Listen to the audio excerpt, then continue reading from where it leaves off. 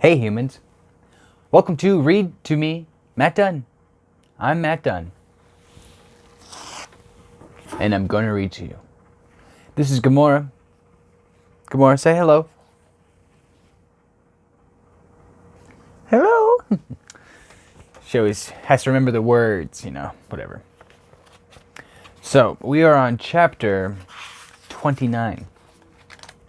It's a great chapter. I'm going to probably make haste myself through this chapter because I recorded it the other day. Doesn't matter. I already read this chapter, let's say that. And I really would love to read it again with the record button recording, right? So, let's do this. Chapter 29. Mr. Collins's triumph in consequence of this invitation was complete. The power of displaying the grandeur of his patroness to his wandering visitors, and of letting them see her civility toward himself and his wife, was exactly what he had wished for, and that an opportunity of doing it should be given so soon, was such an instance of Lady Catherine's condescension, as he knew not how to admire enough. "I confess," said he, "that I should not have been at all surprised by her ladyship's asking us on Sunday to drink tea and spend the evening at Rosings. I rather expected, from my knowledge of her affability, that it would happen, but who could have foreseen such an attention as this? Who could have imagined that we should receive an invitation to dine there, an invitation, moreover, including the whole party, so immediately after your arrival? I am less surprised at what has happened," replied Sir William, "from that knowledge of what the manner of the great really are, which my situation in life has allowed me to acquire. About the court, such instances of elegant breeding are not uncommon." They just like to brag, generously about each other to each other. They are... Mr. Collins and Sir William Lucas are bros. Hashtag bros.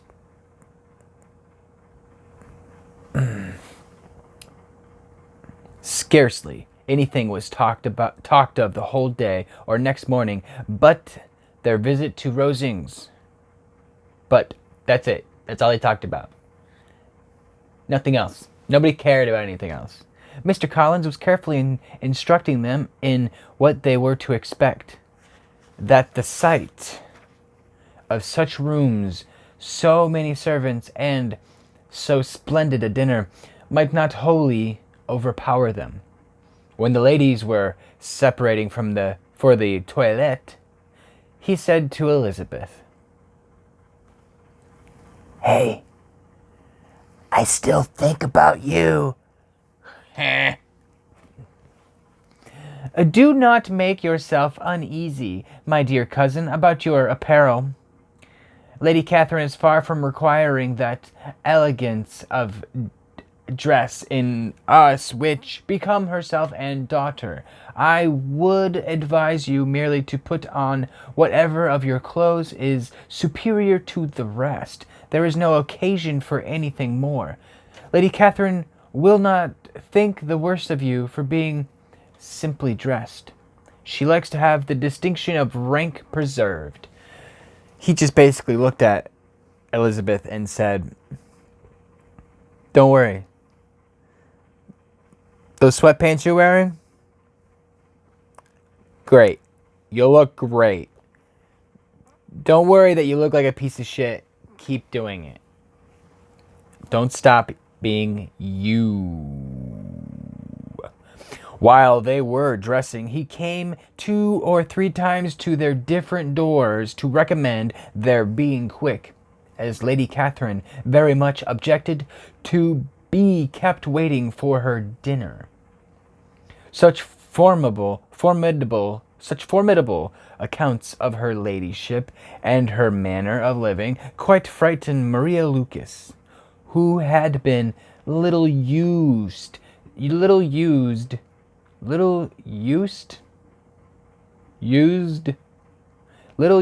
to company, and she looked forward to her introduction at Rosings with as much apprehension as her father had done to his presentation at St. James, of course.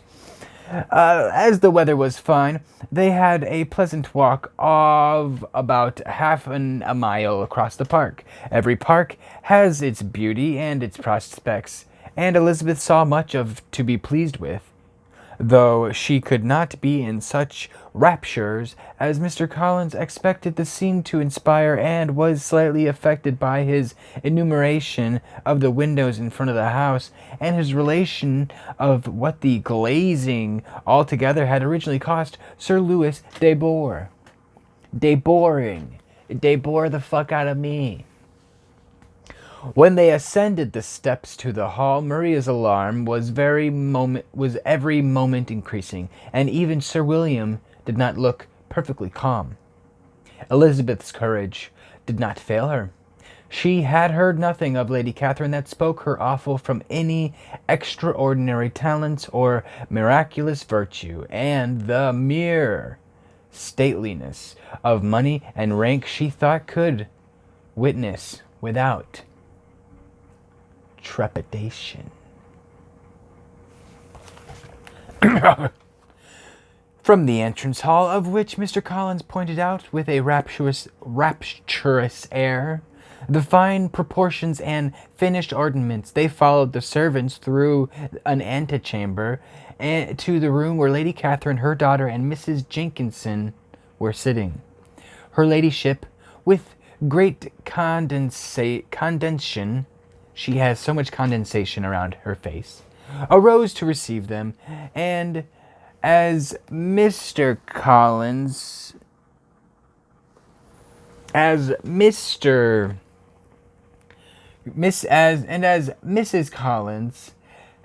settled it with her husband,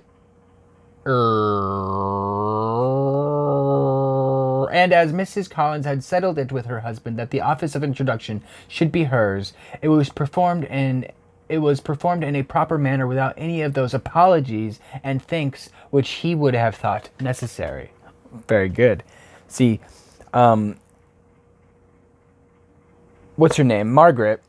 No, wait. The girl that married Collins, Mr. Collins. It's Mrs. Collins now. Let's just stick with Mrs. Collins. Mr. Collins, thank God for your new wife, because she is making you a better man. She's taking away all your negativities and just presenting you with your finest example of a person. And she's just like, I'm better than you because you're just not doing it right.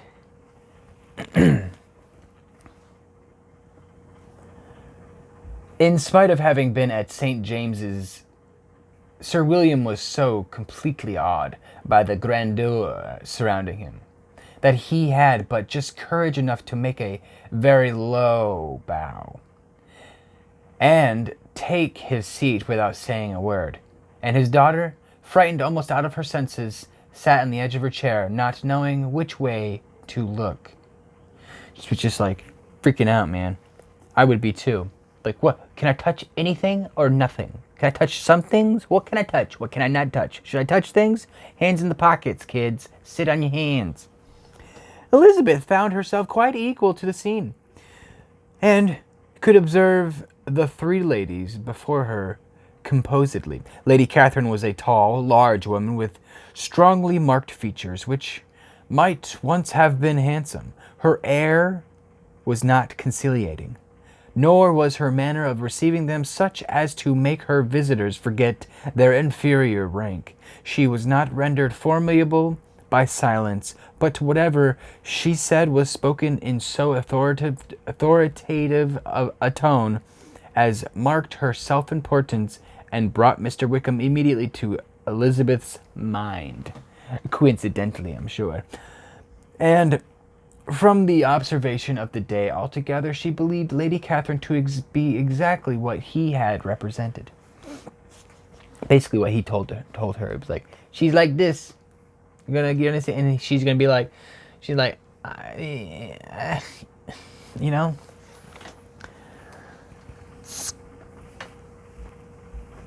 You okay? All right. When after examining the mother, in whose countenance and deportment she soon found some resemblance of Mr. Darcy, she turned her eyes on the daughter. She could almost have joined in Maria's astonishment at her being so thin and so small. There was neither in figure nor face any likeliness between the ladies. Miss de Bourgh was pale and sickly. Her features, though not plain, were insignificant, and she spoke very little, except in a low voice, to Mrs. Jenkinson, in whose appearance there was nothing remarkable, and who was entirely engaged in listening to what she said, and placing a screen in the proper direction before her eyes. I think one of those like fan screens, and she's like, "Habba-dibba-dabba-ba-be-dooby-dabba, you can't see my lips, so I whisper, whisper, whisper." You know. They would do that. That's rude, to be honest, because it's clear that, whatever. After sitting a few minutes, they were all sent to one of the windows to admire the view, Mr. Collins attending them to point out its beauties, and Lady Catherine kindly informing them that it was much better worth looking at in the summer. So why look at it now? What a wonderful thing to do. Let's go look out the window, everybody. Come now, let's look at the window. We're gonna have 15 minutes. Let's go look out the window for 15 minutes. The dinner was exceedingly handsome. Everything's handsome. Everything's so handsome. Makes you wanna... You're like grilled cheese. It's handsome. Thanks. It's strong jawline and deep eyes. The dinner was exceedingly handsome, and there were all the servants and all the articles of plate which Mr. Collins had promised. And as he had likewise foretold, he took his seat at the bottom of the table by her ladyship's desire, and looked as if he felt that life could furnish nothing greater. He carved and ate and praised with delighted alacrity, and every dish was commended, first by him, and then by Sir William, who was now enough recovered to echo whatever his son-in-law said, in a manner which Elizabeth wondered Lady Catherine could bear. But Lady Catherine seemed gratified by their excessive admiration, and gave most gracious smiles, especially when any dish on the table proved a novelty to them. Surely I would be happy. The party did not supply much conversation. Elizabeth was ready to speak whenever there was an opening, but she was seated between Charlotte and Miss de Bourgh, the former of whom was engaged in listening to Lady Catherine, and the latter said not a word to her all dinner time. Okay. Mrs. Jenkinson was chiefly employed in watching how little Miss de Bourgh ate, pressing her to try some other dishes and fearing she was indisposed. Maria thought speaking out of the question, and the gentleman did nothing but eat and admire. Okay. It's a fun time. Everyone's having a great time. When the ladies returned to the drawing room, there was little to be done but to hear Lady Catherine talk, which she did without any intermission till coffee came in, delivering her opinion on every subject in so decisive a manner as proved that she was not used to have her judgment converted. You know what I mean? She inquired into Charlotte's domestic concerns familiarly and minutely, and gave her a great deal of advice as to the management of them all. I told her how everything ought to be regulated in so small a family as hers, and instructed her as to the care of her cows and her poultry. Elizabeth found that nothing was beneath this great lady's attention, which could furnish her with an occasion of dictating to others. In the intervals of her discourse with Mrs. Collins, she addressed a variety of questions to Maria and Elizabeth, but especially to the latter, of whose connection she knew the least, and who she observed to Mrs. Collins was a very genteel, a pretty kind of girl. She asked her at different times how many sisters she had. 18. She asked whether they were older or younger than herself. Both. Whether any of them were likely to be married. Possibly. Whether they were handsome. Some are pretty strong. Where they had been educated. Yeah, kind of. What carriage her father kept. It's got wheels. What had there been mother's maiden name? That one I think it's Gardiner. I think that one's Gardiner. Elizabeth felt all the impertinence of these questions, and she wondered, is this bitch trying to steal my credit card? You know what I mean? Because mother's maiden name, favorite color, what's your first dog's name? What high school did you go to? She's got it all down. She's writing it down. Elizabeth's like, are you taking notes? Are you fucking writing this shit down? She's like, nah, it's all up here. Elizabeth felt all the impertinence of her questions, but answered them very composedly. Lady Catherine then observed, your father's estate is entailed on Mr. Collins, I think, for your sake. Turned to Charlotte, I am glad of it. But otherwise I see no occasion for entailing estates from the female line. It was not thought necessary in Sir Louis de Bour's family. Do you play and sing, Miss Bennet? A little. Oh, then sometime or other we shall be happy to hear you.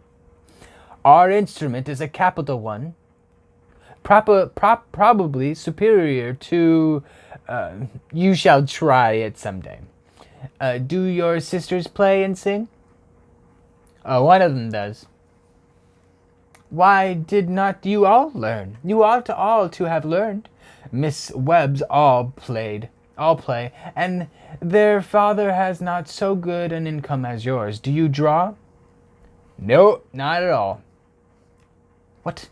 None of you? Not one. Oh, that is very strange, but I suppose you had no opportunity. Your mother should have taken you to town every spring for the benefit of masters. My mother would have no objection, but my father hates London. Has your governess left you? We never had a governess. No governess? No. How was that possible? 5 daughters brought up at home without a governess? I never heard of such a thing. Your mother must have been quite a slave to your education. Elizabeth could hardly help smiling as she assured her that had not been the case. Then who taught you? Who attended to you? Without a governess, you must have been neglected. Compared with some families, I believe we were, but such of us as wished to learn never wanted the means. We were always encouraged to read, and at all the masters that were necessary. Those who chose to be idle certainly might. Idle. Idly do. Idly do, idly don't. Wildly do. Aye, no doubt. But that is what a governess will prevent. And if I had known your mother, I should have advised her most strenuously to engage one. I always say that nothing is to be done in education without steady and regular instruction, and nobody but a governess could give it. It is wonderful how many families I have been the means of supplying in that way. I am always glad to get a young person well placed out. 4 nieces of Mrs. Jenkins are most delightfully situated through my means, and it was but the other day that I recommended another young person who was merely accidentally mentioned to me, and the family are quite delighted with her. Mrs. Collins, did I tell you of Lady Metcalfe calling yesterday to thank me? She finds Miss Pope a treasure. Lady Catherine, she said, you must have given me a treasure. Are you of your younger sisters out, Miss Bennet? Yes, ma'am, all. Out. I don't know what out means, but fully educated, free to roam. All? What? All 5 at once? What? Out? Very odd. And only the second? The younger ones? Out before the elder married? Your younger sister must be very young. Yes, my younger sister is not 16. Perhaps she is full young to be much in company. But really, ma'am, I think it would be very hard upon younger sisters that they should not have their share of society and amusement because the elder may not have the means or inclination to marry early. The last born has as good a right to pleasure of youth as the first, and to be kept back on such a motive, I think it will not be very likely to promote sisterly affection or delicacy of mind. Bye, Gomorrah. Of mind. So I think out is like allowing them to go to town. I think.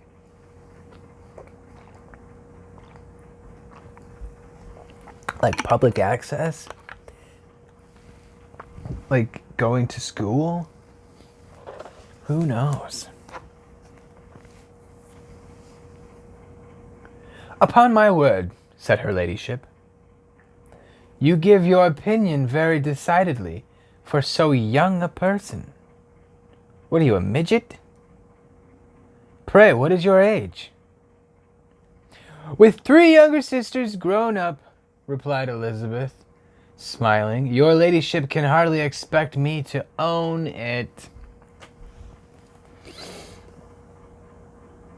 Lady Catherine seemed quite astonished at not receiving a direct answer, and Elizabeth suspected herself to be the first creature who had ever dared to trifle with so much dignified impertinence. Playing with fire, you're gonna get burned by de Boer. Burn de Boer.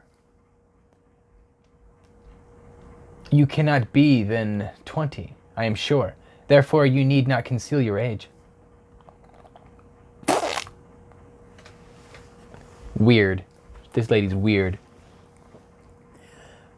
I am not 1 and 20. I am not 1 and 20. You know what I mean?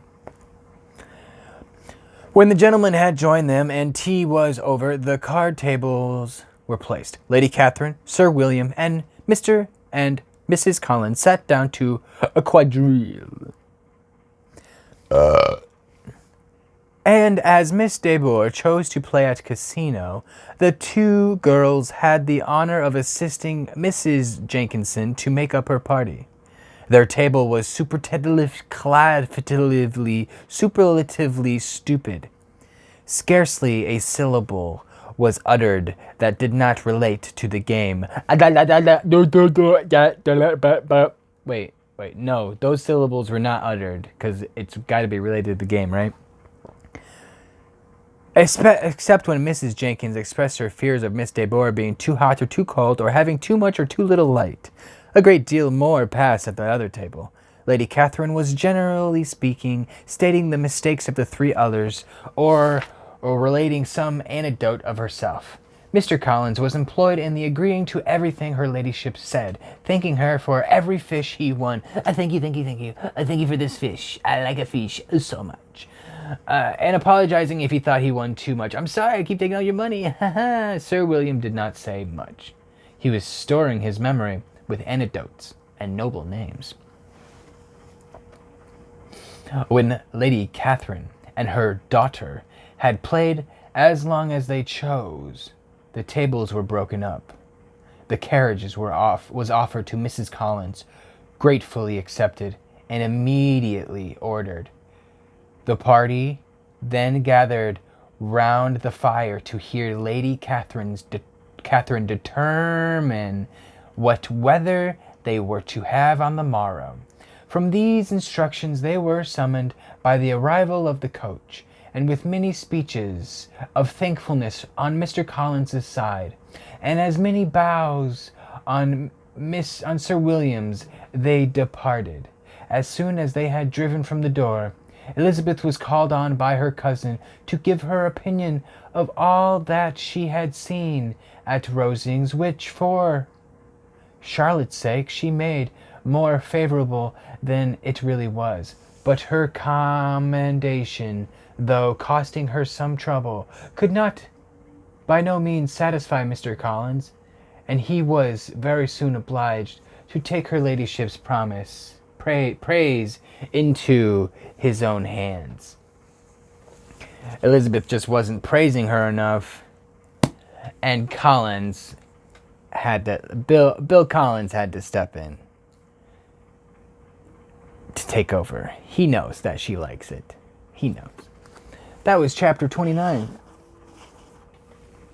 That was a pretty good chapter. First chapter. Remember how excited we were to get to know Lady de Bourbourg? Not so boring, is she? Big fancy house, strong words, meaty thighs, pork chops, sideburns. Who knows what's going on with this lady?